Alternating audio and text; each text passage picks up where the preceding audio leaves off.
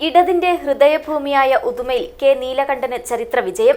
നീണ്ട 39 വർഷത്തിനു ശേഷമാണ് ഈ മണ്ഡലത്തിൽ കോൺഗ്രസ് പ്രതിനിധി MLA ആയി വിജയിക്കുന്നത്. ഏത് പ്രതിസന്ധി ഘട്ടത്തിലും ഒപ്പം നിന്നിരുന്ന ഉദുമ കൈവിട്ടത് ഇടത് കേന്ദ്രങ്ങളെ അക്ഷരാർത്ഥത്തിൽ ഞെട്ടിച്ചിരിക്കുകയാണ്. തെളിനീരിനൊത്ത പരിശുദ്ധി, അതിനാൽ ഞങ്ങൾ മനസ്സിലാക്കുന്നു, നിങ്ങൾ അർഹിക്കുന്നു. ബിന്ദു ജുവല്ലറിയുടെ അതുല്യമായ ആഭരണങ്ങൾ. ബിന്ദു ജുവല്ലറി, കാസർഗോഡ്, സുള്ളിയ.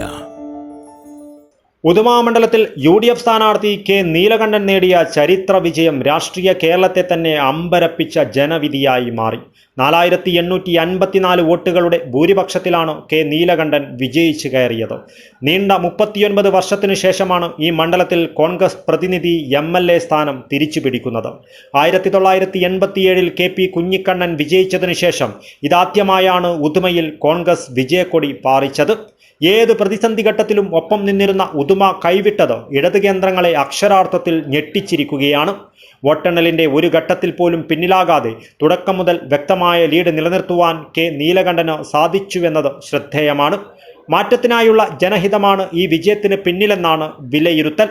നീണ്ട ഇടവേളയ്ക്ക് ശേഷമുള്ള UDFന്റെ വിജയം ഉദുമ മണ്ഡലത്തിലെ പ്രവർത്തകർക്കിടയിൽ വലിയ ആവേശമാണ് സൃഷ്ടിച്ചിരിക്കുന്നത്. ഉദുമയിലും മണ്ഡലത്തിലെ വിവിധ ഭാഗങ്ങളിലും UDF പ്രവർത്തകർ വൻ വിജയാഘോഷം തന്നെ നടത്തിവരികയാണ്. ഉദുമയുടെ മാറ്റത്തിനായുള്ള തുടക്കമാണ് കെ നീലകണ്ഠന്റെ വിജയമെന്ന് UDF നേതാക്കൾ പറഞ്ഞു. മണ്ഡലത്തിലെ വിവിധ കേന്ദ്രങ്ങളിൽ നിയുക്ത MLAക്ക് വൻ സ്വീകരണം നൽകുവാനുള്ള ഒരുക്കത്തിലാണ് നേതാക്കളും പ്രവർത്തകരും. കഴിഞ്ഞ 35 വർഷത്തിന് ശേഷമാണ് ഉദുമ അസംബ്ലി മണ്ഡലം ഐക്യ ജനാധിപത്യ മുന്നണി ഈ വൻ വിജയം നേടുന്നത്.